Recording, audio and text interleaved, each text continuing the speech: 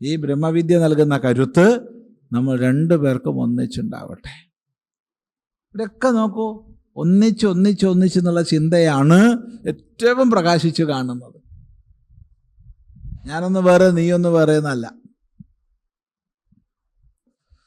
തേജസ്വിനൗ അധീതമസ്തു,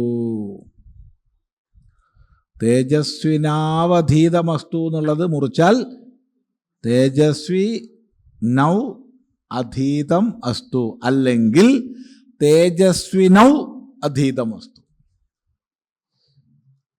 രണ്ടും ശരിയാണ്. രണ്ടർത്ഥമാണ്. നമ്മളെങ്ങനെ മുറിക്കുന്നു എന്നുള്ളതിനനുസരിച്ചിരിക്കും.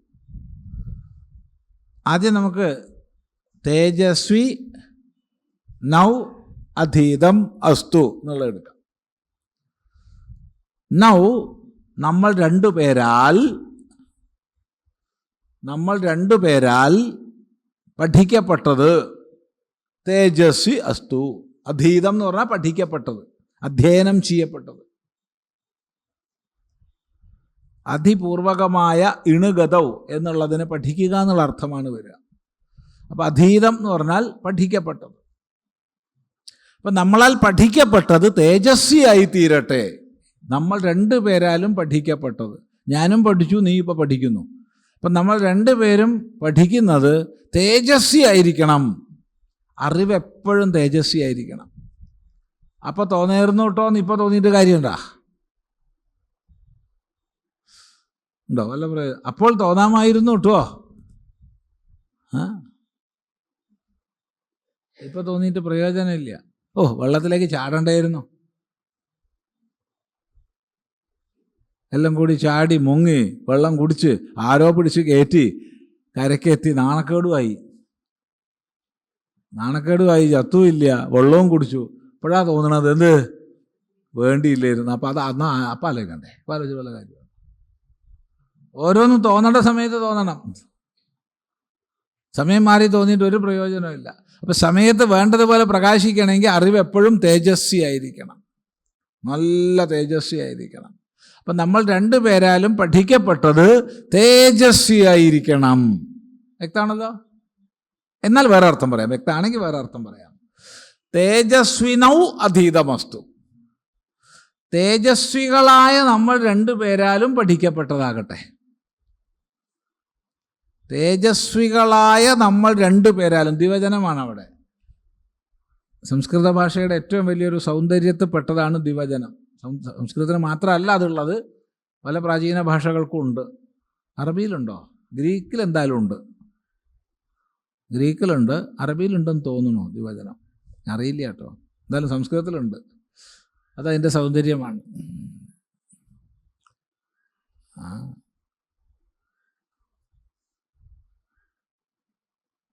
അപ്പം നമ്മൾ രണ്ടുപേരാൽ പഠിക്കപ്പെട്ടത് തേജസ്വിയായി തീരട്ടെ. എങ്ങനെയുള്ള നമ്മൾ രണ്ടുപേരാൽ? തേജസ്വിനൗ അധീതമസ്തു. ഒരു വിദ്യാർത്ഥിക്ക്, ഒരു അധ്യാപകന് വേണ്ട ഏറ്റവും പ്രധാനപ്പെട്ട ഗുണമാണ് ഇവിടെ പറഞ്ഞിട്ടുള്ളത്. അധ്യാപകനും വിദ്യാർത്ഥിയും ഒരുപോലെ തേജസ്വികളായിരിക്കണം. ഉറക്കവും തൂങ്ങി ഇത് വേണമെങ്കിൽ ആയിക്കോട്ടെ, വേണ്ടെങ്കിൽ വേണ്ട, ഗുരു എന്താ പറഞ്ഞോട്ടെ, അയാൾക്ക് കേൾക്കാൻ ഞാൻ മുമ്പിൽ ഇരുന്ന് കൊടുക്കാം എന്ന് ശിഷ്യനും, അവനെന്തായാലും ഇരിക്കുന്നുണ്ടല്ലോ എന്തെങ്കിലുമൊക്കെ പറഞ്ഞ് ഒപ്പിക്കാമെന്ന് ഗുരുവും ചിന്തിച്ചാൽ അവിടെ വിദ്യാസംക്രമണം സാധിക്കില്ല. രണ്ടു കൂട്ടരും തേജസ്വികളായിരിക്കണം, നല്ല ഊർജ്ജസ്വലത ഉള്ളവരായിരിക്കണം. വേണ്ടത് വേണ്ട സമയത്ത് വിചാരം ചെയ്യാനും യുക്തിക്ക് വിധേയമാക്കാനും കഴിവുള്ളവരായിരിക്കണം രണ്ടുപേരും. അപ്പോഴേ ഈ വേദാന്ത പഠനം വേണ്ടതുപോലെ ആവുള്ളൂ.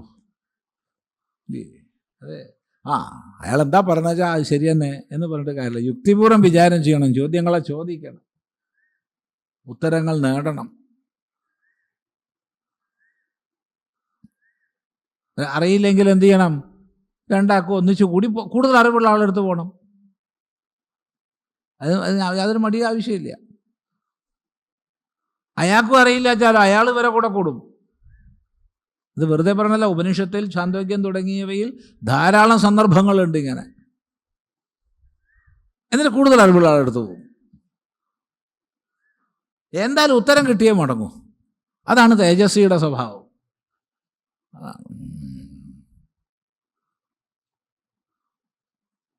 അപ്പൊ തേജസ്വികളായ നമ്മൾ രണ്ടുപേരാൽ അധീതമസ്തു, പഠിക്കപ്പെട്ടതാകട്ടെ. രണ്ടും വ്യക്തമാണല്ലോ, രണ്ടർത്ഥം പറഞ്ഞു.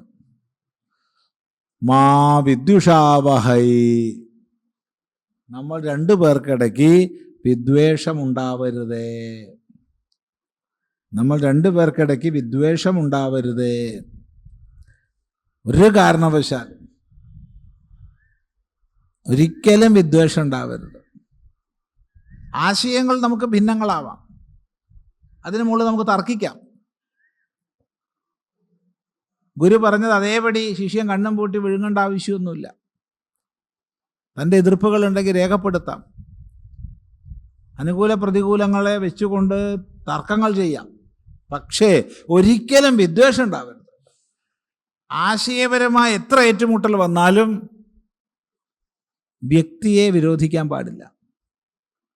ഇത് പ്രത്യേകം ശ്രദ്ധിക്കേണ്ടതാണ്. ഈ ഒരു വൈചാരിക പക്വത എന്നുള്ളത് ഇന്നത്തെ സമൂഹത്തിൽ നഷ്ടപ്പെട്ടുകൊണ്ടിരിക്കുക. ഇന്ന് ആശയപരമായി ഭിന്നം പറയുന്നവനെ ശത്രുവായിട്ടാണ് കണക്കാക്കുന്നത്. എന്തൊരു കഷ്ടം അത്. അതല്ല ഭാരതത്തിൻ്റെ കാഴ്ചപ്പാട്.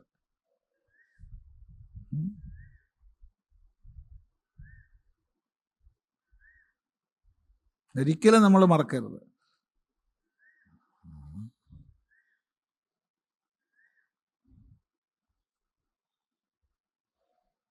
ഒരിക്കലും നമ്മൾ സംവാദങ്ങളിൽ അയാളെ എതിരായിട്ട് കൂട്ടിയിട്ടില്ല. രണ്ടുപേരും സംവാദം ചെയ്യുകയാണെങ്കിൽ അയാളെ എതിരായിട്ട് നമ്മൾ കൂട്ടില്ല. നമ്മൾ രണ്ടുപേരും സംവാദകരാണ്, സംവാദം ചെയ്യാനായിരിക്കണം, എതിരില്ല. വ്യക്തിയെ എതിർക്കുന്നില്ല, ആശയത്തെ ആശയം കൊണ്ട് എതിർക്കും. അതാണ് ഭാരതീയമായ കാഴ്ചപ്പാട്. അതുകൊണ്ടിവിടെ ന്യായശാസ്ത്രത്തിൻ്റെ പദ്ധതി അനുസരിച്ച് അതിഗഹനങ്ങളായ വാദങ്ങളിലേക്ക് നമ്മൾ കടന്നു. ഒരിക്കലും വ്യക്തിവിരോധത്തിന് അവ വഴിവെച്ചില്ല. പരസ്പര ആദരവോടുകൂടി വാദിച്ചു. അപ്പം ഇവിടെ ശിഷ്യനെന്ത് തോന്നാം? ഗുരു വേണ്ടതുപോലെ എന്നെ പഠിപ്പിച്ചില്ല എന്ന് തോന്നാം. ഗുരുവിനെന്ത് തോന്നാം? യവൻ വേണ്ടതുപോലെ പഠിച്ചില്ല എന്ന് തോന്നാം. അങ്ങനെയൊക്കെ തോന്നാം. ഇപ്പം മഹാ ഉഴപ്പനാണ്, പഠിക്കണില്ല എന്ന് തോന്നാം ഗുരുവെന്ന്. ഇയാൾ ശരിയില്ല, എനിക്ക് വേണ്ടതുപോലെ പഠിപ്പിക്കണില്ല എന്ന് ഇയാൾക്കും തോന്നാം. ഇങ്ങനെയൊക്കെ പരസ്പരം വിദ്വേഷം വരാനുള്ള സാധ്യതകളുണ്ട്. അതിലുപരിയായിട്ട് ഗുരു പഠിക്കുന്ന സമയത്ത് പല ചിട്ടകളും നിഷ്കർഷിക്കും. അതൊക്കെ ശിഷ്യൻ ചിലപ്പോൾ വിരോധമായിട്ട് അവന് തോന്നാം, ഇല്ലേ? എന്നോട് 3 മണിക്ക് ഉണരാനാണ് പറയണത്, ഗുരു അത്രയ്ക്കൊന്നും ഉണരണമില്ല. എന്നോട് ദിവസം സ്വാധ്യായം ചെയ്യാൻ പറയുന്നുണ്ട്, ഗുരുവാഴ്ച സ്വാധ്യായം ചെയ്യുന്നുമില്ല. എന്നെ കഷ്ടപ്പെടുത്താനുള്ള പണിയാണ് ഇയാൾക്ക് എന്നൊക്കെ തോന്നിക്കൂടെ? അതെ, നിനക്ക് തോന്നാം. അതൊക്കെ വിദ്വേഷത്തിലേക്ക് നയിക്കാം. ചിലപ്പോൾ ഗുരുവിൻ്റെ ആ വാത്സല്യാധിക്യം കൊണ്ടായിരിക്കാം ചിലപ്പോൾ കഠിനമായിട്ട് പെരുമാറുന്നത്. നമുക്ക് തിരിച്ചറിയാൻ കഴിയില്ല. അപ്പോൾ കാലം കഴിഞ്ഞാലേ തിരിച്ചറിയാൻ പറ്റുള്ളൂ. അപ്പോൾ ഒരു തരത്തിലും വിദ്വേഷം ഉണ്ടാവരുത്. ഇതാണ് മാ വിദ്യുഷാവഹൈ.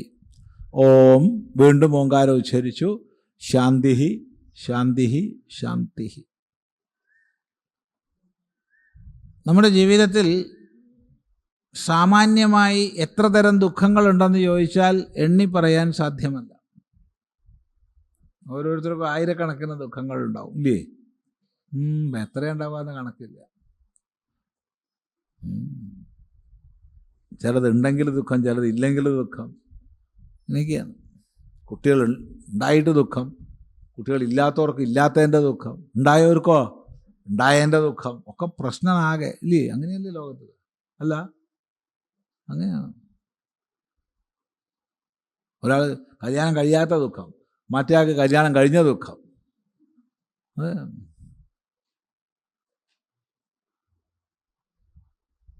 ഇന്നലെ ഉണ്ടായി 2 പേര് വന്ന്, ഇന്നലെ 2 പേര് സംസാരിച്ചു. ആകെ പ്രായമായി, കല്യാണം കഴിയണില്ലല്ലോ എന്നുള്ള ദുഃഖമാണ്. ഇനിയിപ്പോൾ ഞാൻ എന്താ ചെയ്യുക, മറ്റേ ആൾക്ക് ഞാൻ കല്യാണം കഴിച്ചു പോയല്ലോ, എന്താ ചെയ്യുക, അനർത്ഥം കൊണ്ട് നിവൃത്തിയില്ല സ്വാമി, ഞാൻ വെച്ചാൽ ഉപേക്ഷിക്കാനും പറ്റണില്ല, ആകെ കുടുങ്ങി ഞാൻ, എന്താ ചെയ്യേണ്ടത്? ഇത്ര അത് ഞാൻ മനസ്സിലാക്കിയിട്ടില്ല. അതൊക്കെ ആദ്യം മനസ്സിലാക്കണ്ടേ, അല്ലാണ്ട് വൈകി മനസ്സിലാക്കിയിട്ട് കാര്യമുണ്ട്. എന്തൊക്കെയാ ദുഃഖങ്ങളും മനുഷ്യന്മാർക്ക്, ഒരു രക്ഷയില്ല. പക്ഷെ നമുക്ക് 3 വിഭാഗത്ത് തിരിക്കാം വേണമെങ്കിൽ. ആധ്യാത്മികം, താൻ കാരണം തന്നിലുണ്ടാവുന്നത്. ആദിഭൗതികം, മറ്റ് ഭൂതങ്ങളെ കൊണ്ടുണ്ടാവുന്നത്. ആദിദൈവികം, ദൈവഗത്യ വന്നു ചേരുന്നത്. ഇതുപോലെ തന്നെയാണ് ഉപനിഷത്ത് പഠിക്കാൻ ആരംഭിക്കുമ്പോൾ അതിന് വിഘ്നങ്ങൾ വരാം. ദുഃഖമൊക്കെ അവിടെ നിൽക്കട്ടെ, വിഘ്നം വരാം. ഒരു വിഘ്നം ഉണ്ടാവരുത് എന്നാണ് തുടക്കത്തിൽ പ്രാർത്ഥിക്കണത്. ഇന്നിപ്പോൾ രാവിലെ തുടങ്ങിയാൽ എന്നാ ഇപ്പോൾ തീരണത് 5-ാം തീയതിയോ? അതെ, 5-ാം തീയതി തീരണ വരെ നിർവിഘ്നമായിട്ടിത് പോകണം. എന്തൊക്കെ തരം വിഘ്നങ്ങൾ വരാം ഇല്ലേ? ആധ്യാത്മികമായിട്ട് വരാം. ശ്രദ്ധിക്കാണ്ട് ഒന്ന് തിരക്കിട്ടാണ്ട് നടന്നു, ചിലർ ഓടുകയ്യ, കാല് വെച്ച് കുത്തി മുറിഞ്ഞു, അല്ലെങ്കിൽ പടം മറിഞ്ഞു, എല്ല് പൊട്ടി. അതെന്താ കാണാത്തത്? സ്വാമി ഞാൻ എല്ല് പൊട്ടി കിടക്കുകയാണ് സ്വാമി, പോയില്ലേ, മുടങ്ങിയില്ലേ? ആധ്യാത്മികം. അല്ലെങ്കിൽ ആദിഭൗതികം, പട്ടി കടിച്ചത്, പട്ടിയെ കൊള്ളുന്നില്ല, വേറെ ആരെങ്കിലും ആവാം, എന്തെങ്കിലും തടസ്സങ്ങൾ, അങ്ങനെ നീ അതിന് പോകണ്ട, അത് നോക്കാലോ, നീ അതിന് പോകുമെന്ന് ഞാൻ നോക്കാലോ. എന്താണ്? ആദിഭൗതികമാണ്. അങ്ങനെയുള്ള ഭൂതങ്ങളെ കൊണ്ടുണ്ടാവുന്ന ഉപദ്രവങ്ങൾ. ഓക്കെ, ഒരു ഉപനിഷത്ത് അവിടെ ഇരുന്ന മര്യാദയ്ക്ക് ഇല്ലേ? എന്താണ്? ആദിഭൗതികമായി. ഇനി ആദിദൈവികം, ദൈവഗത്യാ വരുന്നത്, നമ്മുടെ നിയന്ത്രണത്തിലല്ലാതെ വരുന്നത്. ഈ വിഘ്നങ്ങളൊന്നും ഉണ്ടാവരുത്. ഇതൊക്കെ ഒരു സെക്കൻഡ് വേണോ അതൊക്കെ വരാൻ? ഒരു സെക്കൻഡ് വേണ്ട. ഈ ശബ്ദോച്ചാരണം ഒന്ന് ശ്രദ്ധിച്ചാൽ മതി. എത്ര സങ്കീർണ പ്രക്രിയയാണ്, എത്ര സങ്കീർണ പ്രക്രിയ. ചെറിയൊരു തകരാറ് വന്നാൽ മതി, ശബ്ദം വരുന്നില്ല. സ്വാമി എന്താ മിണ്ടാത്തത്? ഞാൻ ശ്രമിക്കുന്നുണ്ട്, ശബ്ദം പുറത്തു വരണ്ടേ. ശരി, മറ്റേ ആൾക്കോ ഇതേപോലെ തന്നെ മതി, കേൾവി ഒരു സെക്കൻഡ് മതി. ഇനി പറയണമുണ്ട്, കേൾക്കണമുണ്ട്, തലേ കയറിക്കൊള്ളണമെന്നുണ്ടോ? എന്ന് അരമണിക്കൂർ മുമ്പൊക്കെ എനിക്ക് മനസ്സിലാവുമായിരുന്നു കേട്ടോ, അപ്പോഴപ്പോൾ ഒന്നും മനസ്സിലാവണില്ല, ബുദ്ധി പോയി. ഒരു നിമിഷവും വേണ്ട, ഒന്ന് വീണിട്ട് ചില മർമ്മങ്ങൾ തൊട്ടാൽ മതി, ഓരോർമ്മയില്ലാന്നും പറഞ്ഞിരിക്കുന്നത്. അപ്പം ഇതൊന്നും നമുക്കൊരു നിമിഷം വേണ്ടാന്ന് മനസ്സിലാക്കുക. ഒന്നിൻ്റെ പേരിൽ നമുക്ക് അഹങ്കരിക്കാൻ വകുപ്പില്ല, ഒന്നിൻ്റെ പേരിൽ.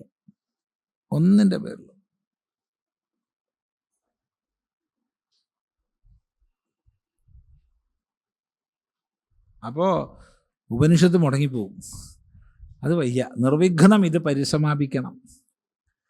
അതുകൊണ്ട് ആധ്യാത്മികം, ആദിഭൗതികം, ആദിദൈവികം എന്നീ 3 വിഘ്നങ്ങളും അഥവാ 3 ദുഃഖങ്ങളും ഇല്ലാതാവണേ എന്ന് പ്രാർത്ഥിച്ചിട്ട് 3 പ്രാവശ്യം ശാന്തി ശാന്തി ശാന്തി. ഇതാണ് ഈ ശാന്തി മന്ത്രത്തിൻ്റെ ഒരു സാമാന്യ സ്വരൂപം. വ്യാഖ്യാനിച്ചാൽ കുറേ പറയേണ്ടി വരും, സാമാന്യമായിട്ട് ഇത്ര മനസ്സിലാക്കിയാൽ മതി. വിശേഷമായിട്ടാകുമ്പം വിസ്തരിച്ചു പോകണം, ഇത്ര മതി തൽക്കാലം. ഇതേപോലെ ഇനിയിപ്പോൾ അത് കൃഷ്ണ യജുർവേദീയമായതുകൊണ്ടാണ് ഈ ശാന്തി മന്ത്രം പറഞ്ഞത്. എന്നാൽ ചില ആചാര്യന്മാർ ഇതിനെ അഥർവവേദീയമായിട്ടാണ് എടുക്കുന്നത്. അപ്പം എന്തായിരിക്കും ശാന്തി മന്ത്രം?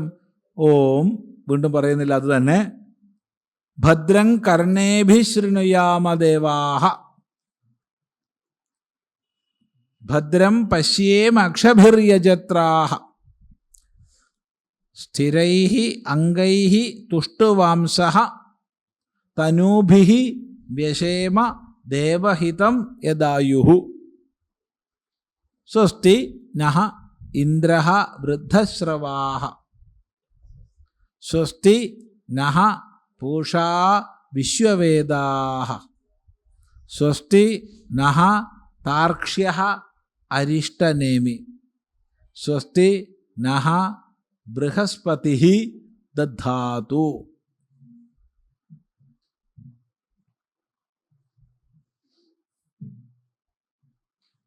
മൊബൈൽ ഫോണിനൊക്കെ ഒരു ഒരു ഒരു ഒരു ബോധം കെടുത്തി വെക്കേണ്ടതാണ്. ഒരു ബോധം കെടുത്തുന്നത് നല്ലത്.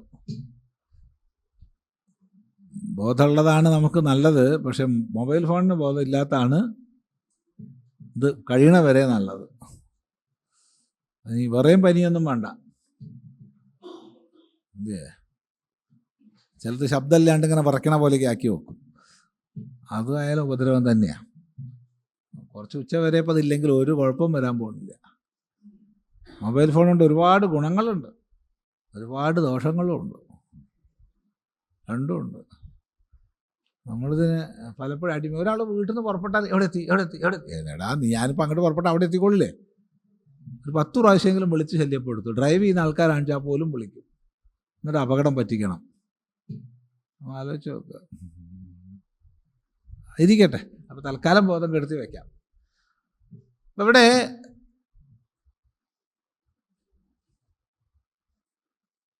ഓം ഭദ്രം കർണേഭി ശൃണുയാമ ദേവാഹ. ദേവാഹ സംബോധനയാണ്. അല്ലയോ ദേവന്മാരെ, ദേവന്മാരെ വിളിക്കുകയാണ്. അല്ലയോ ദേവന്മാരെ,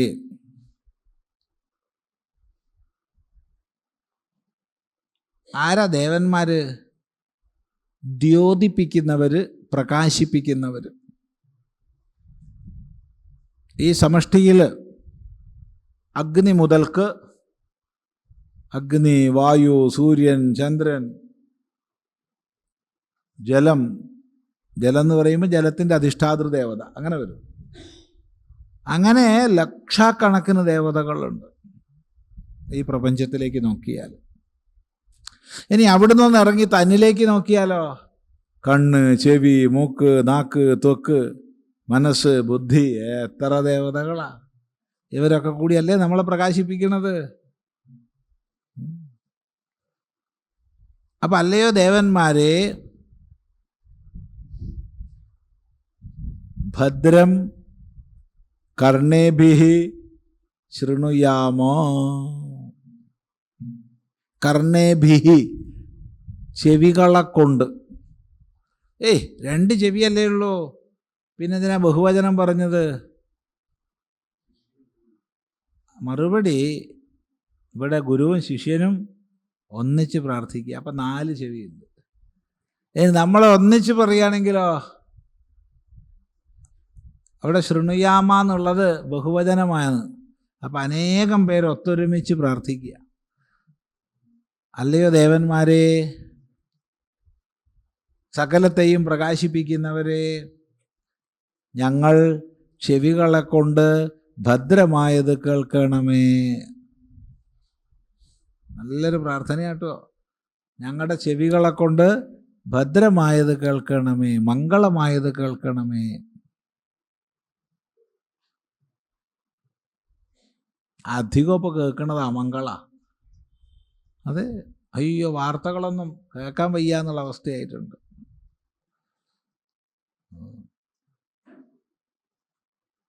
തന്നെ ജനിപ്പിച്ചു എന്നുള്ള കുറ്റത്തിന് അമ്മയെ അടിച്ചു കൊല്ലുന്ന കുഞ്ഞ്. ഓരോരുത്തരെയായിട്ട് ഉമ്മേനെയും ഇന്ന് വേണ്ട എല്ലാവരെയും വിളിച്ച് വരുത്തി അടുത്ത് പോയി സ്നേഹമായിട്ട് അടിച്ച് കൊല്ലുക. ഇതുവരെ കേൾക്കാത്ത വർത്തമാനങ്ങളാ. എന്താ ചെയ്യുക? എങ്ങോട്ടാണ് നമ്മൾ പോകണമെന്ന് അറിയില്ല. കേൾക്കണതൊക്കെ അഭദ്രം. അപ്പോഴാ പ്രാർത്ഥിക്കണത്, നമ്മൾ ചെവികളെ കൊണ്ട് ഭദ്രമായത് കേൾക്കുമാറാകണേ, മംഗളമായത്. കാരണം നമ്മൾ എന്താണോ നിരന്തരം കേൾക്കുന്നത് അതിനനുസൃതമായിട്ടാണ് നമ്മുടെ സങ്കല്പങ്ങളും സംസ്കാരങ്ങളും ഒക്കെ ഉണ്ടാവുക. എന്താണോ നമ്മുടെ സംസ്കാരം അതിനനുസരിച്ചാണ് നമ്മുടെ വാക്കുകൾ പുറത്തേക്ക് വരിക.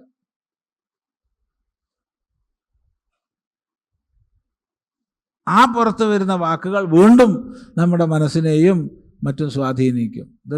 ഒരു പരമ്പരയാ സംഭവിക്കുന്ന പ്രക്രിയ. അതുകൊണ്ട് നമ്മളെപ്പോഴും മനസ്സുകൊണ്ട് പ്രാർത്ഥിക്കേണ്ടത് മംഗളമായത് കേൾക്കുമാറാകണേ എന്നാണ്.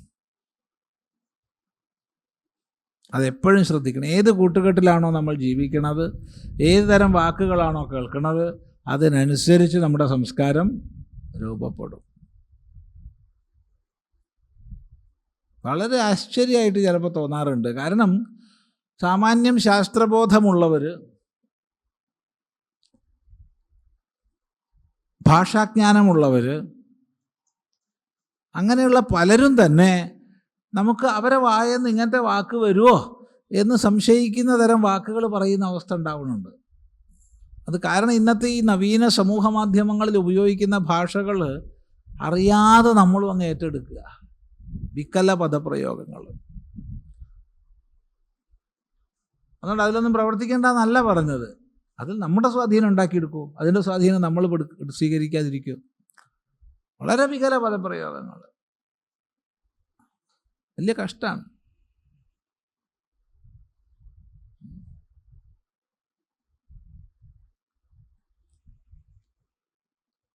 അപ്പോൾ ഭദ്രമായത് മംഗളമായത് കേൾക്കുമാറാകണേ, അതാണ് അർത്ഥം.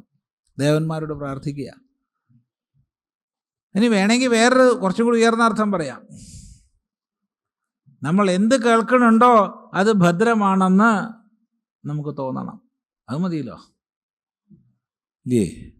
അഭദ്ര എന്ന് തോന്നിയാലല്ലേ പ്രശ്നമുള്ളൂ. എന്താ അഭിപ്രായം? നമ്മളോടൊരാൾ സംസാരിക്കുമ്പോൾ ഇനി നമ്മളെ നേരിട്ട് തന്നെ അയാൾ അഭദ്രമായ വാക്കുകൾ വിളിക്കാമെന്ന് വിചാരിച്ചോളൂ, അമംഗളങ്ങളായ വാക്കുകൾ വിളിക്കാമെന്ന് വിചാരിച്ചോളൂ. അത് അമംഗളമായി നമ്മൾ സ്വീകരിച്ചാലല്ലേ പ്രശ്നമുള്ളൂ. അല്ല, അതിന് മംഗളമായിട്ടാണ് നമ്മൾ സ്വീകരിക്കണമെന്ന് വെച്ചാലോ ഒരു പ്രശ്നമില്ല. എന്താ പ്രശ്നം? ആ കഴിവ് നമുക്കുണ്ടായാൽ പോരെ? ഇല്ല. എന്താ അഭിപ്രായം? എന്താ നിങ്ങളുടെ? ഒരാൾ നമ്മളെ തെറി പറഞ്ഞു എന്ന് വിചാരിച്ചോളൂ, അത് തെറിയായിട്ട് നമ്മൾ സ്വീകരിച്ചാലല്ലേ പ്രശ്നമുള്ളൂ. എന്താ പ്രശ്നം? എന്താ പ്രശ്നം? അതെ അതെ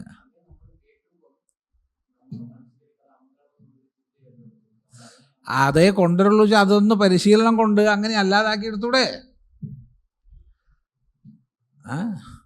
ചില നാട്ടിൽ അമംഗളം, മറ്റു ചില നാട്ടിൽ മംഗളാവും.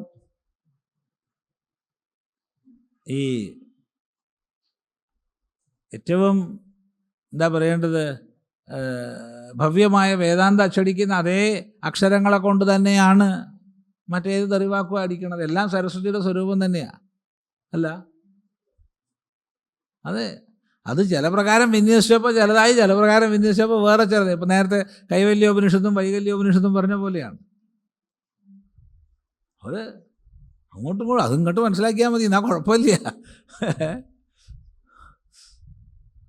എങ്ങനെ മനസ്സിലാക്കണമെന്നുള്ളതിനനുസരിച്ചിരിക്കും. അപ്പം എന്ത് കേൾക്കണുണ്ടോ അത് മംഗളമാണെന്ന് തോന്നണം, അത് മതി. അപ്പം മംഗളായി. ആ ചിന്ത ഇല്ല വെച്ചാൽ ഇത് അമംഗളായിട്ടല്ലേ തോന്നുക. ഇപ്പം നമ്മളിവിടെ ഇരുന്ന് ഉപനിഷത്ത് വിചാരം ചെയ്യുന്നു വെച്ചോളൂ, നമ്മളെ സംബന്ധിച്ച് ഇത് മംഗളമാണ്, ഇത് വളരെ അമംഗളമായിട്ട് കണക്കാക്കുന്ന ആൾക്കാരില്ലേ? ഇല്ല, ഉണ്ട്. അപ്പം അവരെ സംബന്ധിച്ച് ഇത് അമംഗളമാണ്, അവരെ സംബന്ധിച്ച് മംഗളം വേറെ ചിലതാണ്. ഇതൊക്കെ കാഴ്ചപ്പാടിനനുസരിച്ചിരിക്കും. അപ്പം ഞാൻ എന്ത് കേൾക്കണുണ്ടോ എല്ലാം മംഗളമാണെന്ന് ഉള്ള ധാരണ ഉണ്ടായാൽ മതി. അപ്പോൾ സന്തോഷമായിട്ട് കേട്ടിരിക്കാം.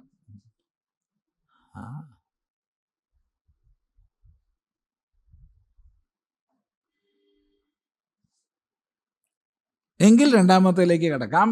ഭദ്രം പശ്യേമ അക്ഷഭിഹി യജത്രാഹ. യജത്രാഹ അല്ലയോ ദേവന്മാരെ, യജ്ഞത്തെ ത്രാണനം ചെയ്യുന്നവരാണ് യജത്രന്മാർ.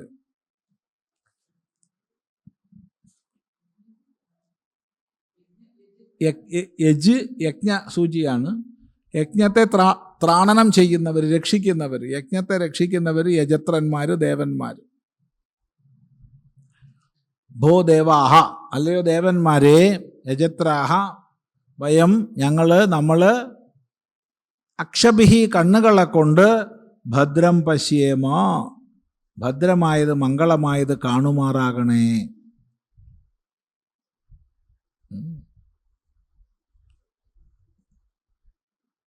ഇതിലൊന്ന് നമുക്ക് അടയ്ക്കാനുള്ള സാധ്യതയുണ്ട്, ഒന്ന് അടയ്ക്കാനുള്ള സാധ്യതയില്ല. കണ്ണടയ്ക്കാം, ചെവിയൊക്കെ കൈ കൊണ്ട് വിരലുകൊണ്ടൊക്കെ അടയ്ക്കേണ്ടി വരും, അല്ലാണ്ട് അടയ്ക്കാനുള്ളൊരു സംവിധാനം ഉണ്ടാക്കിയിട്ടില്ല. അതുകൂടി ഉണ്ടായിരുന്നെങ്കിൽ കുറച്ച് നന്നായിരുന്നു അല്ലേ? എന്താ അഭിപ്രായം? കണ്ണ് നമുക്ക് കാണണ്ടാത്ത രൂപം കാണുമ്പോൾ നമുക്ക് കണ്ണ് പൊത്തിക്കളയുന്നത് പോലെ ആരെങ്കിലും എന്തെങ്കിലും വേണ്ടാത്ത പറയുമ്പോൾ ചെവി അടയ്ക്കുന്നൊരു സംവിധാനം എന്താ ഉണ്ടാക്കാതിരുന്നേ? ഈശ്വരനൊരു സജഷൻ കൊടുക്കേണ്ടതാണ് അല്ലേ? കംപ്ലയിൻസ് സജഷൻസ് കൊടുക്കണതിൽ ഒരു സജഷൻ ഇനി ഉണ്ടാക്കണതിൽ നീ ഇതിനൊരു ഡോറും കൂടി വെക്കണം. ഒന്ന് ആലോചിച്ച് നോക്കൂ. അതുപോലെ കണ്ടാലേ അറിയുന്നുള്ളൂ. അതെ, അടച്ചു വെച്ചാൽ കേൾക്കുന്നേ ഇല്ല, വലിയ പ്രശ്നമാണ്. അതുകൊണ്ട് ഇത് തന്നെയാണ് നല്ലത് അല്ലേ? ഇങ്ങനെ തന്നെയാണ് നല്ലത്. ശരി, ഏതായാലും കൊള്ളാം. കണ്ണുകളെ കൊണ്ട് ഭദ്രമായത് കാണുമാറാകണേ. നല്ല പ്രാർത്ഥനയാ. എന്ത് കാണുന്നുണ്ടോ അത് ഭദ്രമായിരിക്കണേ. അതും ആവാം, എന്തോ കാഴ്ചയായിക്കോട്ടെ, അത് ഭദ്രമാണ്. അതിലൊരു ഭദ്രത്തിൻ്റെ അംശം. ഒരു സമയത്ത് നമുക്ക് അഭദ്രം തോന്നുന്നത് വേറെ സമയത്ത് മനസ്സിലാവും അത് ഭദ്രമായിരുന്നു. കാരണം ഒരാളെ സംബന്ധിച്ച് ഭദ്രം, വേറൊരാളെ സംബന്ധിച്ച് അഭദ്രമാവും. എല്ലാം ഭദ്രമാണ് എന്ന കാഴ്ചപ്പാടുണ്ടാവണേ. ഇനി വിശേഷമായ അർത്ഥം പറയാം. നേരത്തെ യജത്രാഹ എന്നുള്ളതിന് ദേവന്മാരെ എന്നാണ് അർത്ഥം പറഞ്ഞത്. അതൊന്ന് മാറ്റി പറയാൻ പോവുകയാണ്. യജ്ഞത്തെ ത്രാണനം ചെയ്യുന്നവർ യജത്രന്മാർ, ദേവന്മാരല്ല. പിന്നെയോ കർമ്മം ചെയ്യുന്നവരാണ് യജമാനന്മാരാണ്. യജമാനൻ കർമ്മം ചെയ്യുന്ന ആൾ ചെയ്തത് കൊണ്ടാണ് യജ്ഞം ത്രാണനം ചെയ്യപ്പെടുന്നത്. ഞാനൊരു യാഗം ചെയ്യുന്നു എന്ന് വിചാരിച്ചോളൂ, ഞാനൊരു യജ്ഞം ചെയ്യുന്നു എന്ന് വിചാരിച്ചോളൂ, ചെയ്താലല്ലേ യജ്ഞം സമ്പന്നമാവുള്ളൂ. ഇന്നിപ്പോൾ ഒരു ഹോമം ചെയ്യണം, ഞാൻ ചെയ്യുന്നില്ല, പിന്നെ സമ്പന്നാവില്ലല്ലോ. അപ്പം ആരാ യജ്ഞത്തെ ത്രാണനം ചെയ്യുന്നത്? ചെയ്തതിലൂടെ ഞാനാണ്, ചെയ്യുന്നവനാണ്, കർമ്മിയാണ്. അപ്പോൾ യജത്രാഹ എന്ന് പറഞ്ഞാൽ കർമ്മം ചെയ്യുന്നവരായ യജമാനന്മാരായ നമ്മൾ, ദേവന്മാരല്ല. സൽക്കർമ്മം ചെയ്യുന്നവർ. അപ്പം സൽക്കർമ്മം ചെയ്യുന്നവരായ ഞങ്ങൾ കണ്ണുകളെ കൊണ്ട് നല്ലത് കാണുമാറാകണേ. എത്ര നല്ലൊരു അർത്ഥം കിട്ടി നോക്കൂ. കാരണം നല്ല അനുഭവം ഉണ്ടാവണമെന്ന് എല്ലാവരും ആഗ്രഹിക്കാറുണ്ട്. പക്ഷെ നല്ല അനുഭവം ഉണ്ടാവണമെങ്കിൽ നല്ല കർമ്മം ചെയ്യണമെന്ന് എത്ര പേര് ഓർമ്മിക്കാറുണ്ട്? നല്ലത് ചെയ്താലേ നല്ലത് കിട്ടൂ, എത്ര പേര് ഓർമ്മിക്കാറുണ്ട്? നല്ലത് കിട്ടണമെന്ന് നമ്മളൊക്കെ ഓർമ്മിക്കാറുണ്ട്. നല്ലത് കിട്ടണം, എനിക്ക് നല്ലത് കിട്ടണം, നല്ലത് കിട്ടണം, എല്ലാം നല്ലതും വരണം ഭഗവാനെ. എടാ നീ എന്ത് നല്ലതാ ചെയ്യണത്, നിനക്ക് നല്ലത് കിട്ടാൻ വേണ്ടിയിട്ട് എന്ന് ചോദിച്ചാൽ എന്തായിരിക്കും മറുപടി? അങ്ങനെയൊക്കെ ഉണ്ടോ? ഇവിടെയാണ് വലിയൊരു ജീവിത വീക്ഷണം. ജീവിതത്തിൽ നല്ലത് ചെയ്താൽ മാത്രമേ നല്ലത് കിട്ടുള്ളൂ. അപ്പം നമ്മൾ ഓരോരുത്തരും യജത്രന്മാരാവണം. യജ്ഞത്തെ, സൽക്കർമ്മങ്ങളെ ത്രാണനം ചെയ്യുന്നവരായിരിക്കണം. അങ്ങനെ സൽക്കർമ്മങ്ങളെ ചെയ്യുന്നവരായ ഞങ്ങൾ നല്ലത് കാണുമാറാകണേ. നമ്മുടെ ജീവിത അനുഭവങ്ങൾ നന്നാവണേ.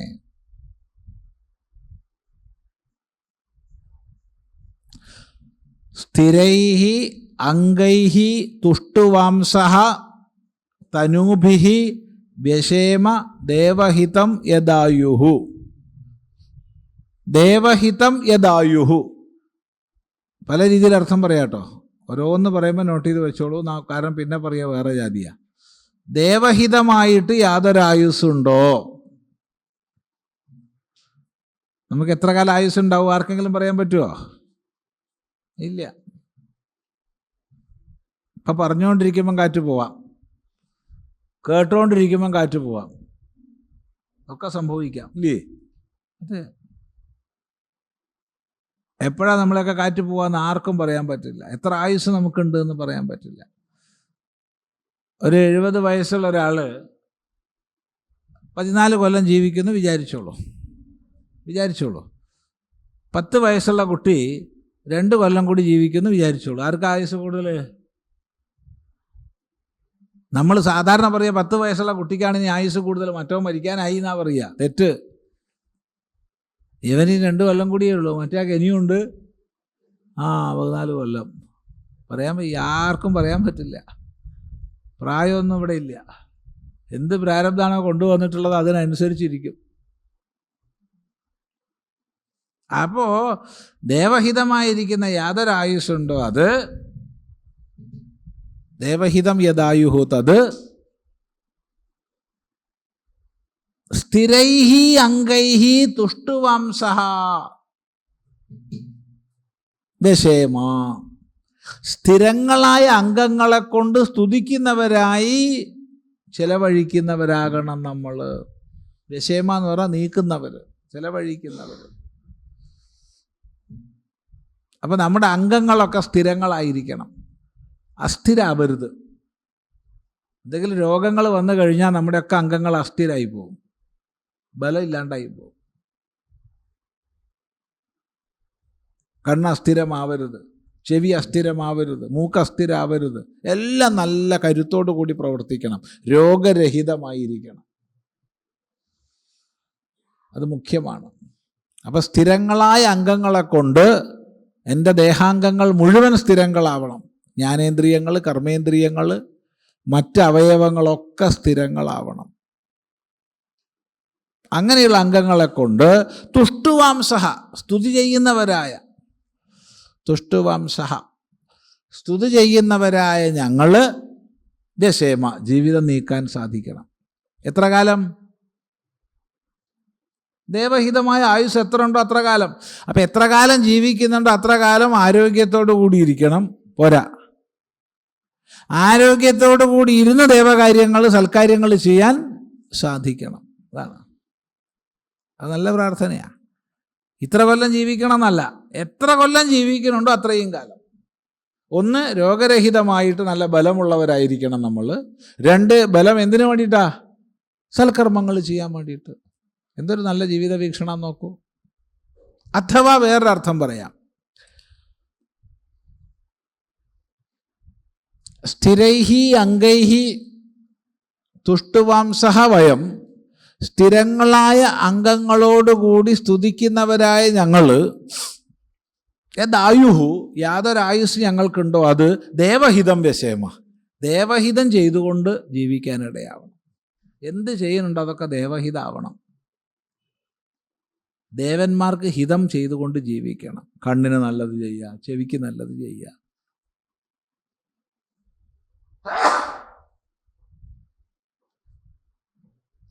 മനസ്സിനും ബുദ്ധിക്കും എന്ന് വേണ്ട എല്ലാ ദേവന്മാർക്കും ഹിതം ചെയ്തുകൊണ്ട് ജീവിക്കാൻ ഇടയാവണം. ഒരു കാരണവശാലും ഞാൻ ദേവന്മാർക്ക് അഹിതം ചെയ്യരുതേ.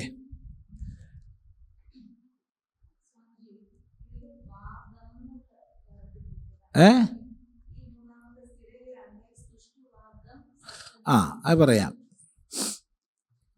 അത് പിന്നീട് പറയാം, ഇപ്പം പറയാട്ടോ.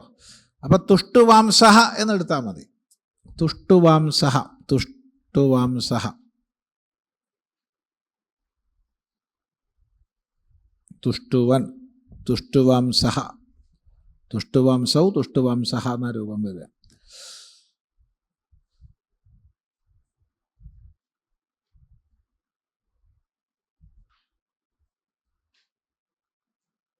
അപ്പോൾ സ്ഥിരങ്ങളായ അംഗങ്ങളെ കൊണ്ട് സ്തുതിക്കുന്നവരായ ഞങ്ങൾ എന്തൊരായുസ്സുണ്ടോ അത് ദേവഹിതം ചെയ്തുകൊണ്ട് ജീവിക്കാനിടയാവണം.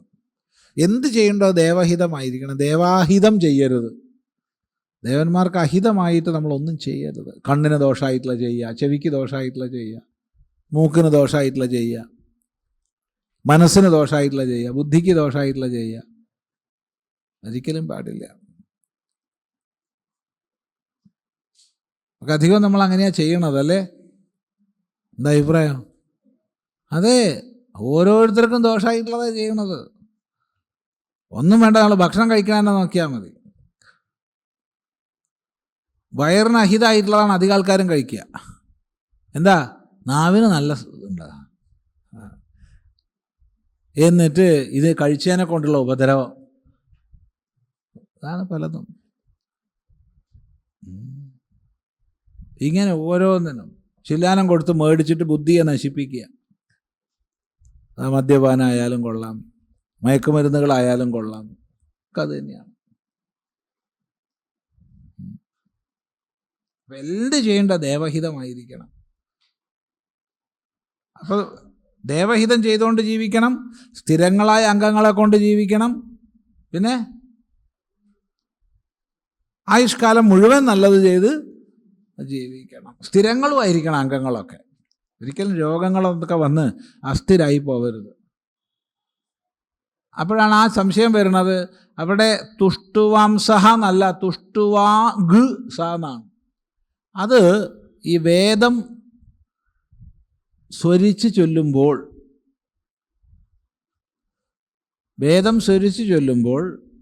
വ്യത്യസ്ത രീതികൾ അവലംബിക്കപ്പെടുന്നുണ്ട്. ഇപ്പം കേരളീയമായ രീതിയിലല്ലാതെ ഉള്ള വേദോച്ചാരണങ്ങളിലൊക്കെ തന്നെ മ എന്നുള്ളിടത്ത് ഗ ചൊല്ലാറുണ്ട്. അത് തെറ്റല്ല, വേദം ചൊല്ലുമ്പം വേണ്ടതാ. അത് സാമാന്യ സംസ്കൃതത്തിൽ അത് വേണ്ട. വേദം ചൊല്ലുമ്പോൾ മാത്രമേ അത് വേണ്ടൂ. എന്നാ സ്വാമി ഒന്ന് ചൊല്ലി കേൾപ്പിച്ചു തരുമോ എന്ന് പറഞ്ഞാൽ എനിക്ക് വയ്യേ, എനിക്ക് വേദം സസ്വരം ചൊല്ലാൻ അറിയില്ല, പഠിച്ചിട്ടില്ല. പഠിക്കാൻ പോയിരുന്നു, പഠിക്കാൻ പോയി പരാജയപ്പെട്ട വിഷയമാണ്. ഞാൻ നല്ല പാട്ടുകാരനാണ്.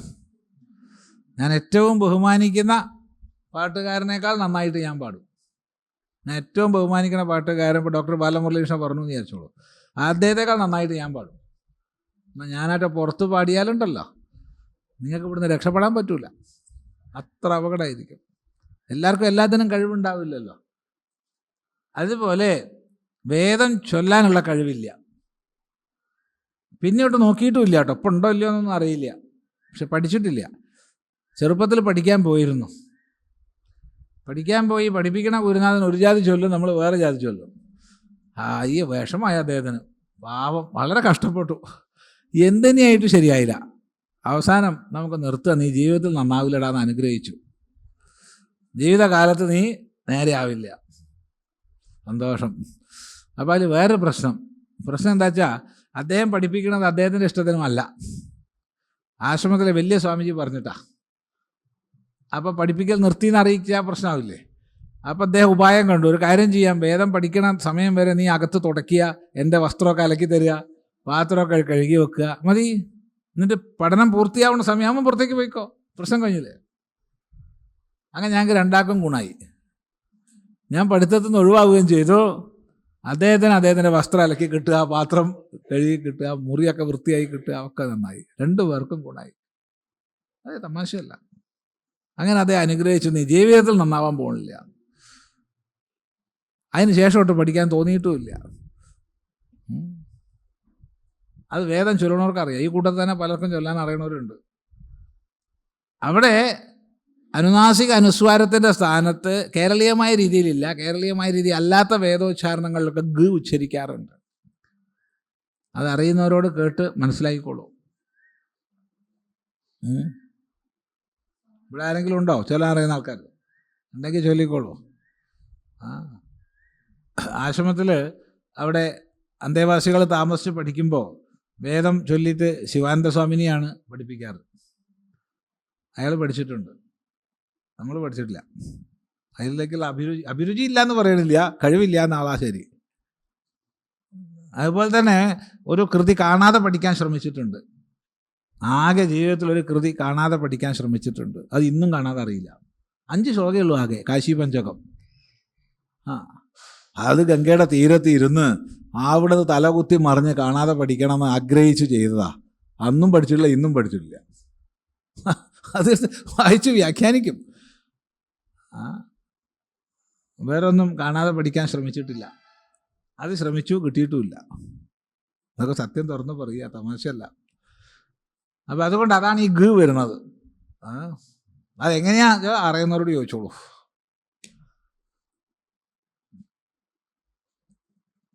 എന്തായാലും ഇവിടെ നമ്മുടെ അംഗങ്ങളൊക്കെ സ്ഥിരങ്ങളായിരിക്കണം. അംഗങ്ങൾ സ്ഥിരമാവണമെങ്കിൽ ഹിതമായിട്ടുള്ള ഭക്ഷണം കഴിക്കണം, ഹിതമായിട്ടുള്ള വ്യവഹാരം ചെയ്യണം, വ്യായാമം വേണം, കള്ളം പറയാൻ പാടില്ല.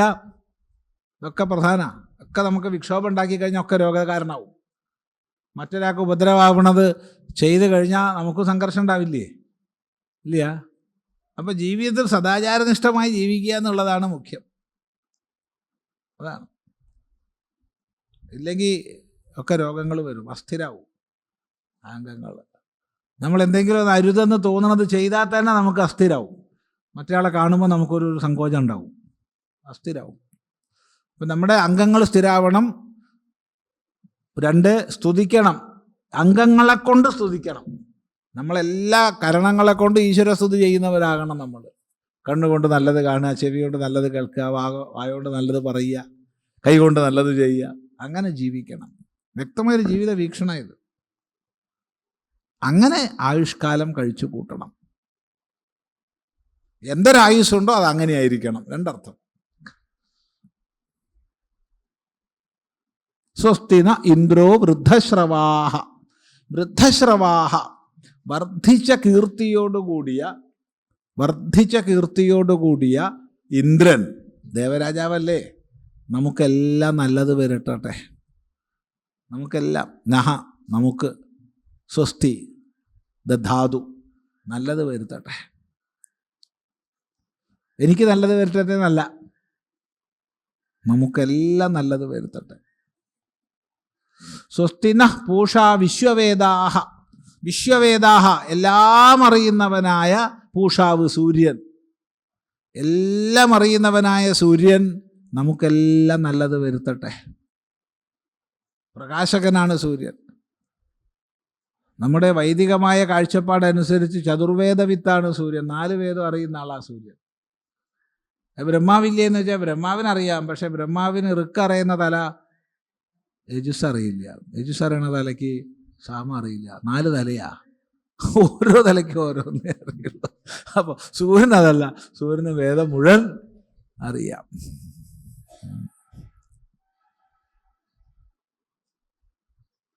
അങ്ങനെയുള്ള സൂര്യൻ നമുക്കെല്ലാം നല്ലത് വരുത്തട്ടെ.